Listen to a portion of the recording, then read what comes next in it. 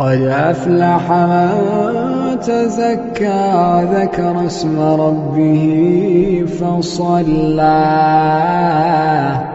بل تؤثرون الحياة الدنيا والآخرة خير